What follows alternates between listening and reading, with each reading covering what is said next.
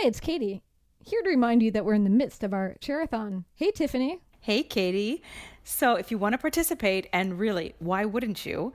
All you have to do is convince 5 friends to subscribe to the show. The best way to do this is just steal their phone from them while they're not looking and just subscribe. No, I'm just kidding. But honestly, once you have gotten their permission, if they don't know how, show them a little bit of help and just click on their podcast app and subscribe, or explain to them how to do it. Once they're subscribed, send us an email with their 5 first names. We don't need last names, email addresses, or anything like that. We trust you guys. So just send us the first names of your 5 friends who have subscribed. And what will they get for this, Katy? Well, they're going to get the best prize I can imagine personally. Wow.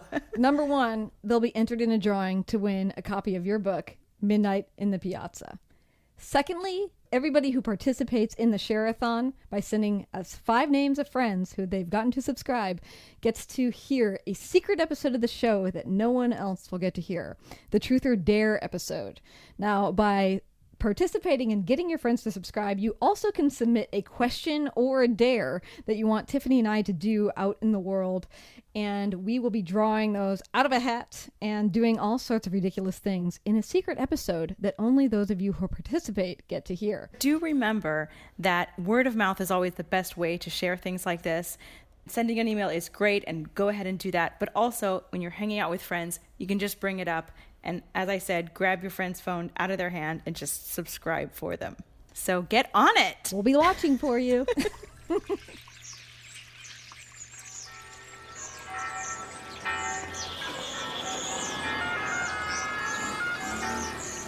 Welcome to Rome. This is The Bittersweet Life with Katy Sewell and Tiffany Parks.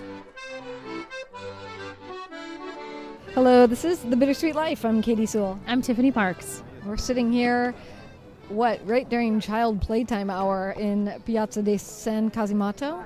Exactly, Piazza San Cosimato. Lots of kids around because there's a playground in this square. It's 6 p.m. People are doing their evening walk, pre-dinner walk. So I was thinking, Katy, about things that are rude in one country that are not considered rude in another country, and how this can be a possible pitfall for expats because you're in your own home country and what you're doing is not rude, but you go to another country and it is. Right. So did you have an example that came to mind? Well, one came to mind that sort of gave me the idea, and it has to do with washing your hands. In Italy, you should never wash your hands at the kitchen sink. The only exception might be if you're like in the middle of cooking something, like let's say you get raw egg on your hands or you're cutting a piece of raw meat, then yes, you can go and you can clean your hands if you're in the middle of cooking. But if you walk in, even to your own home, you don't go into your kitchen to wash your hands when you get home. You go into the bathroom. But especially if you go into someone else's home, you shouldn't wash your hands in their kitchen sink. You should always, ask to use the bathroom sink. And I didn't know this until my husband pointed it out to me.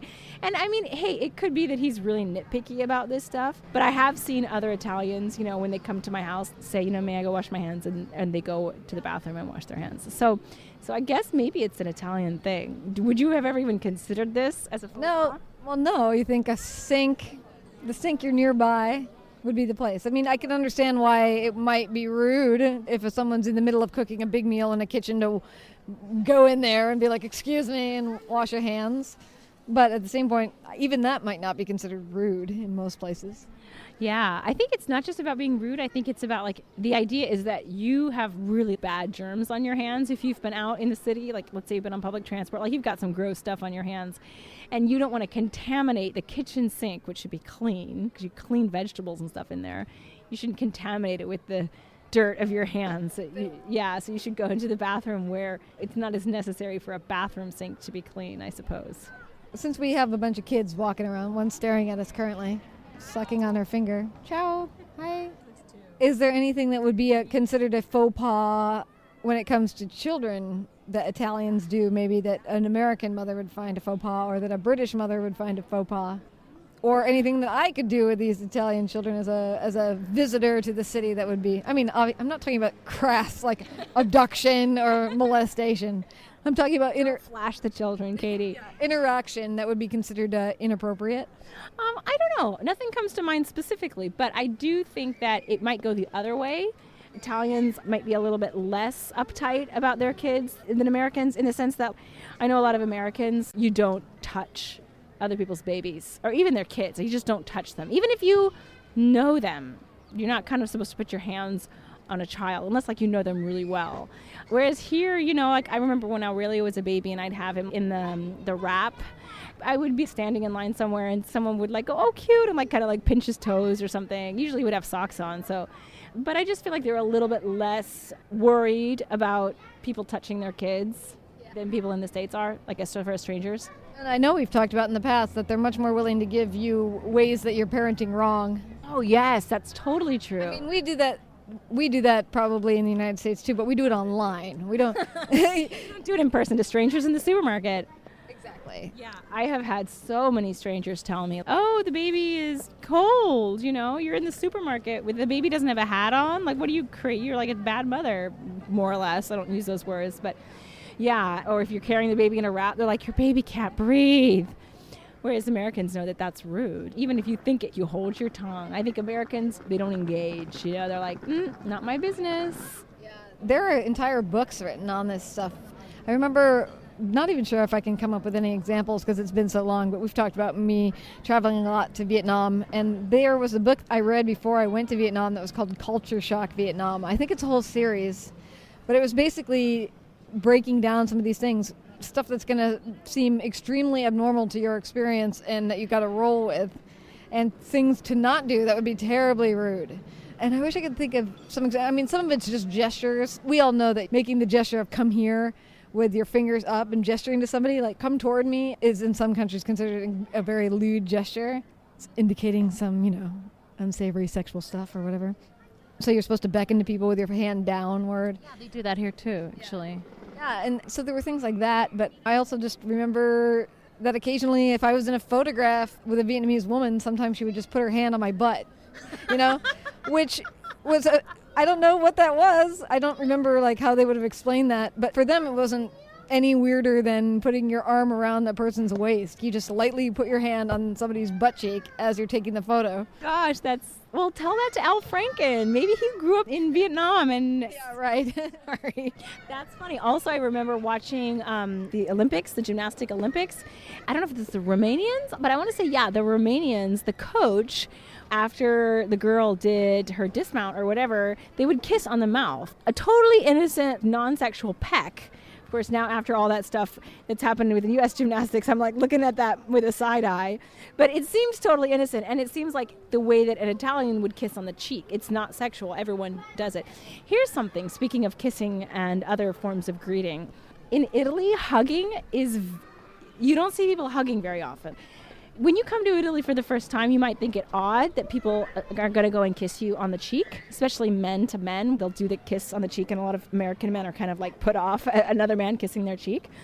But when you go and hug somebody that you're not that close to, and Americans do this, they hug, maybe not someone you've just randomly met, but like let's say it's like your second cousin's husband. You might hug them if you've just met them even.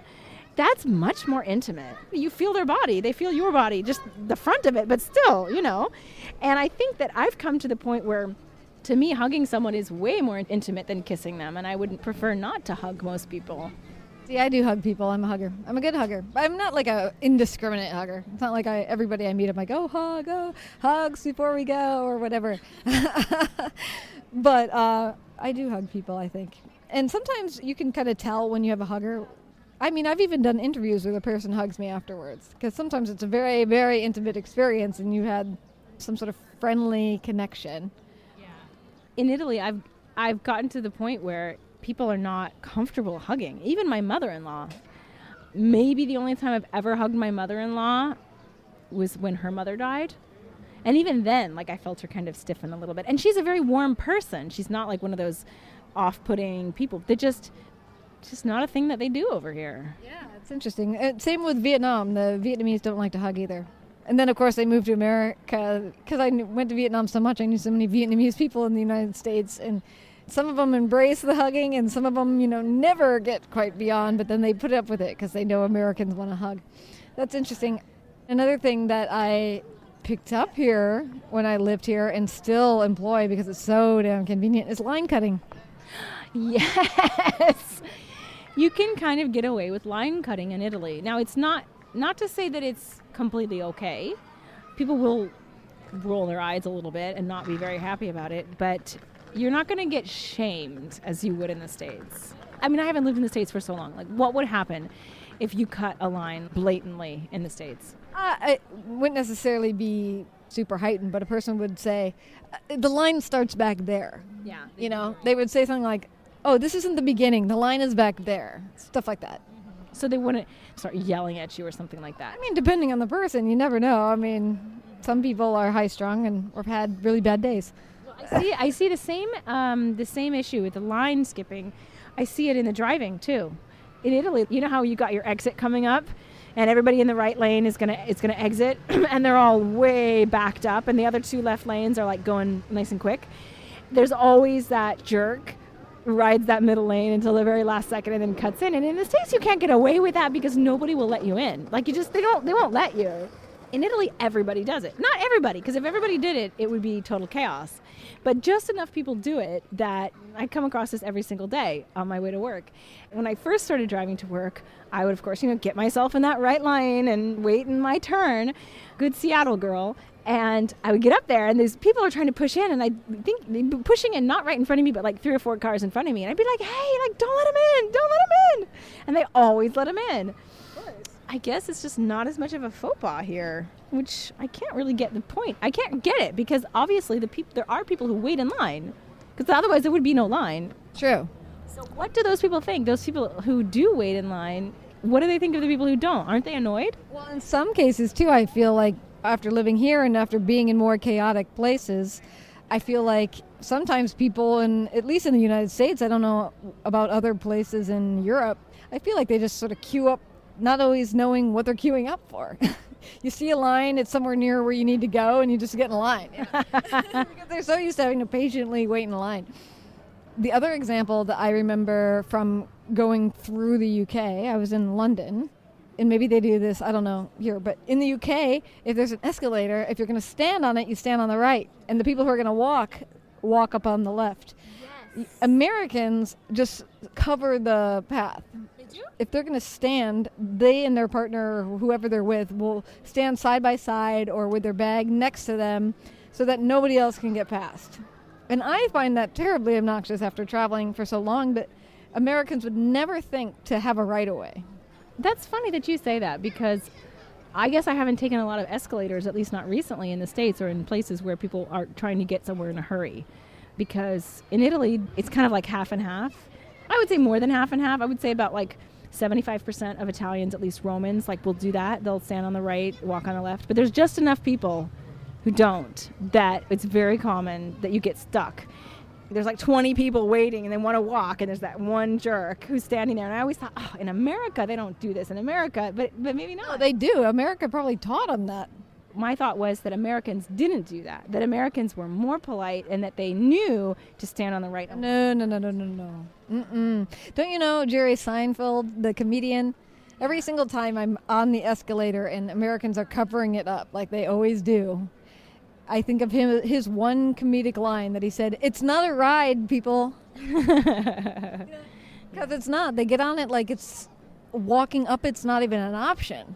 Well, I mean, I think that everyone has the choice. If they don't want to walk up the escalator, they have the right to stand, especially if they have a suitcase or they're tired. But they should stand in a way that allows other people to get by. That's what annoys me. It's not the fact that they're standing. It's that they're covering the whole thing. Well, what about Japan? Walk into certain rooms and keep your shoes on. We've talked about that. I did that on accident once. I'm good at playing the stupid American, too, though.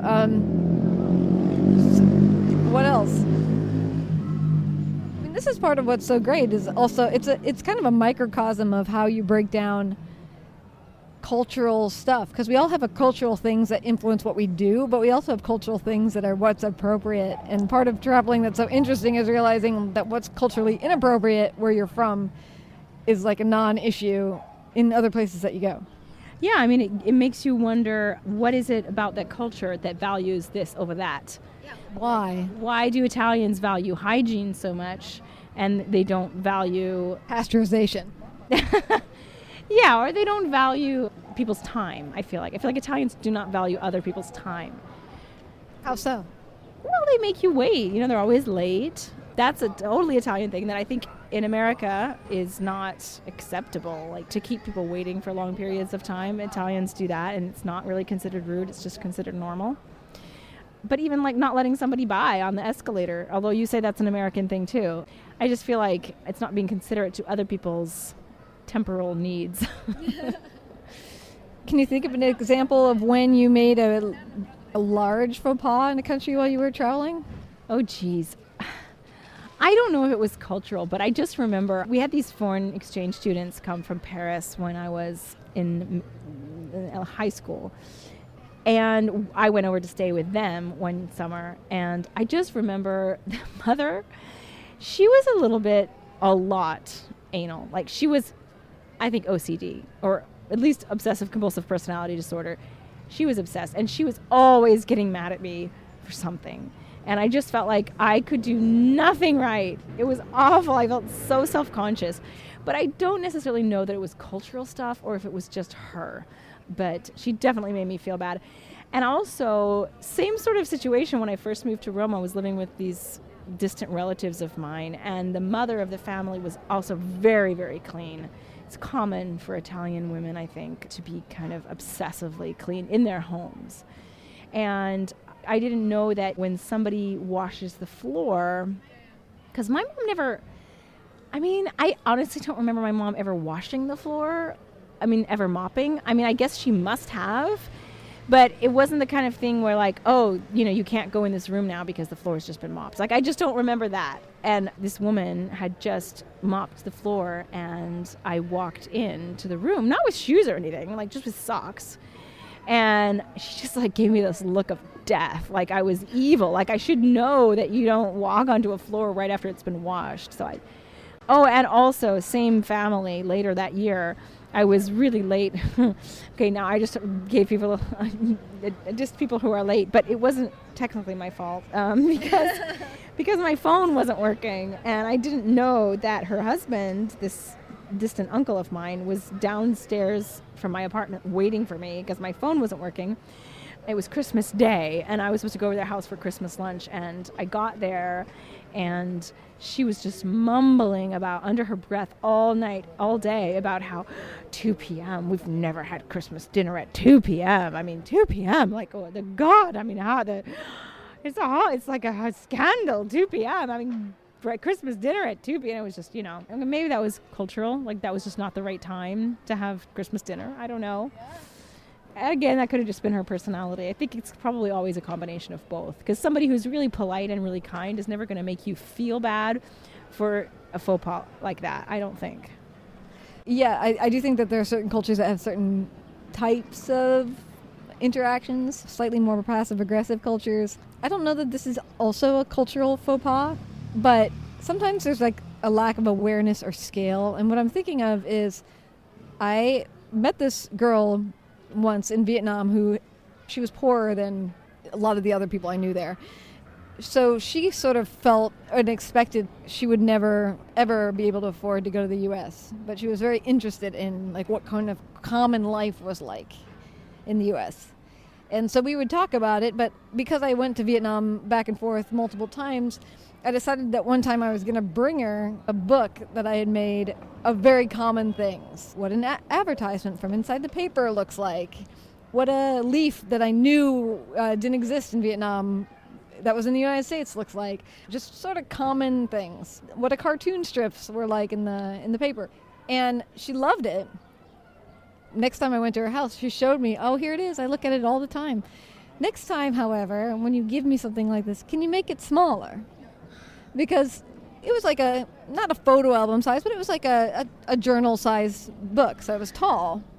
And she lives, of course, in a really tiny place with 8 other people or something. And so this book, while she loved it, took up so much space. And this one shelf that they had, for me, of course, I wouldn't, coming from big, grand America where everybody has too many rooms in their homes, I wouldn't have even thought that a smaller journal would have been the way to go. Yeah, that's true. That's interesting. Just you telling me that story made me think of one more story, and then we're going to have to end. It's going to be a short episode today. This story was told to us by our mutual friend Suzanne, and I don't think it's her story. I want to say it's like her mom's story or something. But whoever it is, she was a young woman. She was living for a short period of time in her distant relative's home in Germany. She was complimenting everything in the house. You know, oh, what a beautiful teapot you have. Oh, this is such a beautiful chair. Oh, I love, just, Love your art. Yeah, she was just complimenting everything, which isn't a very American thing to do. It's just to give people compliments. This room is beautiful. I love this little box that you have here. And at the end of her time there, I don't know if she spent a month there or something, they asked her into the living room, and all of the things that she had complimented were laid out. And they said, please choose one of these things to take back with you. Because in the German tradition, which this girl, whether it was Suzanne's mom or grandma, I don't know, didn't realize that in Germany, or at least at this time in Germany, if you compliment something in someone's home, that person feels obligated to give it to you. But of course, she was like complimenting everything in the house, They're like, she wants everything we own. Well, I think they must have known that she couldn't have known that, she couldn't have known that that was a tradition. But they did honor that tradition by offering her something of those things. So I thought that was a great story. That is a really, really... Did she take anything? Do we know? She did. I think she took something. And I think Suzanne was like, look, and this is it, and she had it. I'll have to ask her who it was. Most people have missed it ever since. It was like one of their family heirlooms. Woman's diamond wedding ring. Well, this looks the most valuable. I'll take your Monet, yeah. Oh, man. Well, just to end, I remember really briefly when we talk about lining up and pushing and shoving. I don't know if you've ever tried to change planes in Korea. But been to Korea. If you don't shove, you'll never get on that plane. Oh, I bet. And that's kind of the way it is driving in Rome as well. Like, I always say you got to push your advantage in Rome. Like, when you got space in front of you, you move, because you'll never, if you have to turn left onto a two-way street, you go. You don't wait until people stop for you. You just got to go. Well, we got to leave it there because you got to go. I got to go. And being late is not rude in Italy, but it is rude in your particular relationship. And partly because you're an American. So. My husband was like, I'm going to come pick you up at 6 o'clock. He texted me at 6:00. Promptly. He should go into radio. He should. Okay, so until next time, this is The Bittersweet Life. I'm Katy Sewell. I'm Tiffany Parks. Join us again. Bye. We welcome your feedback, show topic ideas, or questions. You can always reach the show by emailing bittersweetlifepodcast@gmail.com or through thebittersweetlife.net.